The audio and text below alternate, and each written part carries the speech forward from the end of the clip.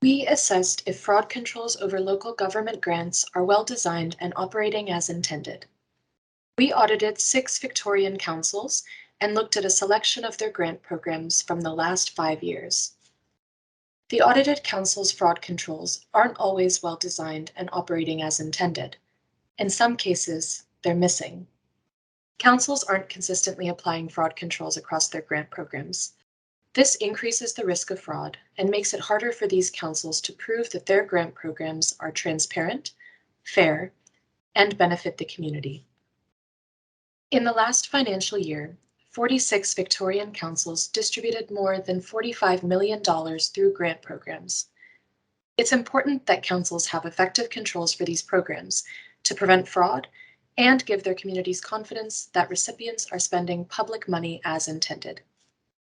Councils don't always make sure their staff or counselors declare conflicts of interest, use eligibility criteria to select grant recipients, acquit recipients' spending, and evaluate if their grant programs are effective.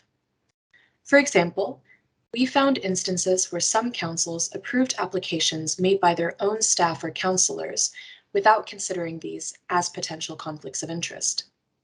2 councils also have counselors who are involved in both assessing and approving grants instead of separating these duties.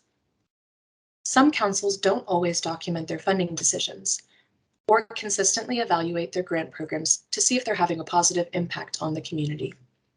These gaps and inconsistencies in councils' fraud controls can undermine their program's transparency and fairness.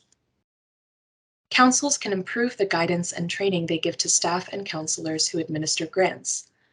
5 of the 6 audited councils don't have an overarching policy that outlines their grant processes. This increases the risk that staff won't consistently apply fraud controls. While all audited councils provide fraud training, none ensure that all of their staff and counselors involved in grants have completed it. We also found that none of the council's fraud training covers grant-related risks.